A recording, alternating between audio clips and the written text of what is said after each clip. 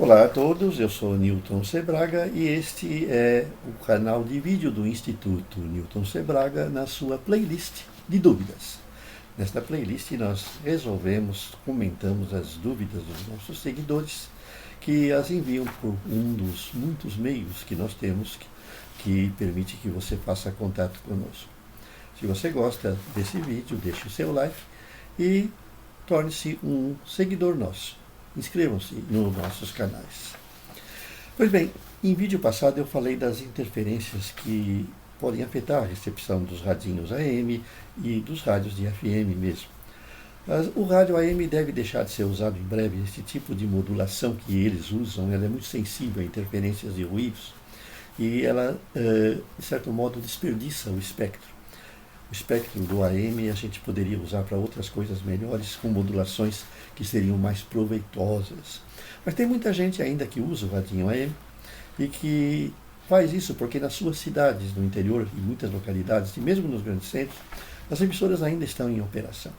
Mas o problema é que eles cada vez mais ficam mais sensíveis às interferências e ruídos que aumentam em quantidade. Não joguem fora o seu radinho de AM quando as emissões pararem, ou quando você não conseguir ouvir mais as suas transmissões prediletas através deles, tiver que fazer uso da internet, já é possível, né?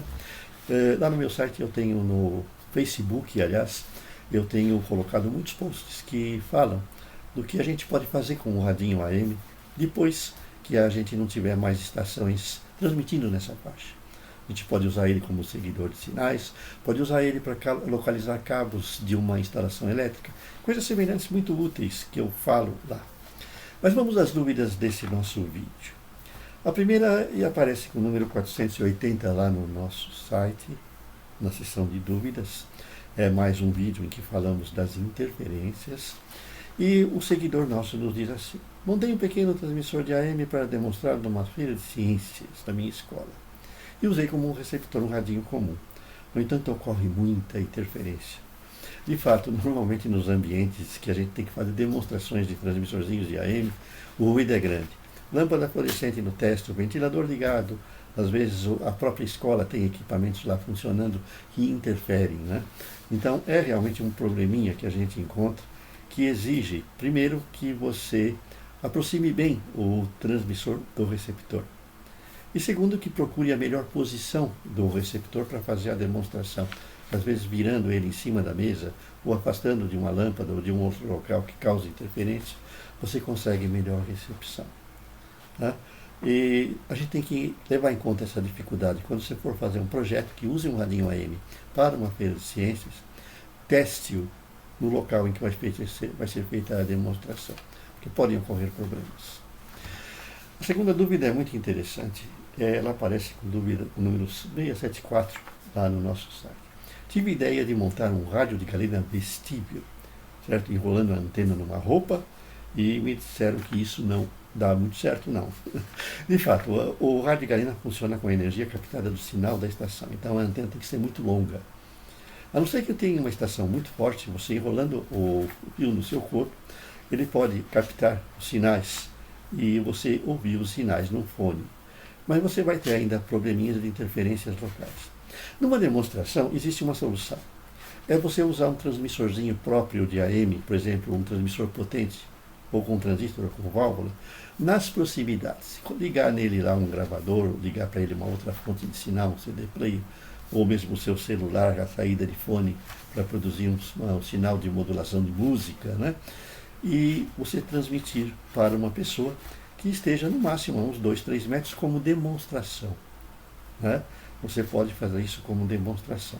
Mas na prática você sair na rua com uma antena enrolada no corpo, no vestível, né?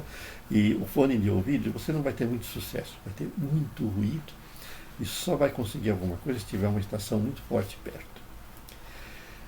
Outra dúvida que aparece, que nós respondemos lá no site com o número 321, é a respeito dos fios usados nas antenas de rádio. Que é um seguidor que está querendo colocar uma antena externa, ele mora num sítio, então ele tem espaço, e ele quer colocar uma antena externa ou no telhado da casa, ou através entre duas varas de bambu, ou entre duas árvores, e ele pergunta que fio que ele deve usar. Na realidade, para o AM, você pode usar qualquer fio, pode usar em fio encapado, desencapado, grosso ou fino. Eu não recomendo usar fio esmaltado muito fino ou aquele fiozinho muito fininho. Primeiro porque ele também, a espessura de certo modo influi um pouco. Quando ele é muito fino, ele tem certa dificuldade em captar os sinais de intensidade suficiente para a gente ter um bom efeito. E também não deve ser muito fino porque pássaros e outros coisas que voam, né, podem romper durante o voo esse fio. Então a sua antena seria quebrada com facilidade. Então você pode usar, a minha sugestão, um fio barato que você pode encontrar nas lojas, é aquele cabinho cinza do fio trançado que a gente usa para ligações telefônicas. Você pode usar aquele cabinho, naquele fio, para fazer a sua antena externa e você vai ter uma boa antena externa, sempre lembrando que ele não precisa ser desencapado ou encapado. Ele tem que ser apenas isolado nas pontas. Use um isolador de plástico ou mesmo um isolador de porcelana que ainda pode ser encontrado em algumas lojas, mas é mais raro, né? Que a gente vê nos postes, né? Use alguma coisa para isolar, porque senão o sinal captado vai embora por ali onde não tem isolante. O isolante ele vai para a terra e ele tem que ser levado ao radinho. E para ser levado ao radinho você pode usar o mesmo fio da antena, simplesmente esticando em continuação. E aí você terá uma boa antena externa para a sua recepção no seu radinho de AM, tanto para as estações locais de ondas médias, ou se você gosta, para as suas estações preferidas de ondas curtas. Se você mora longe dos grandes centros e ainda usa esse meio de comunicação, que está em alta nesse momento, por exemplo, lá na guerra da Ucrânia, com a desabilitação das transmissoras de celulares por causa da guerra, a AM com problemas, o pessoal voltou a usar ondas curtas para receber notícias que eles precisam.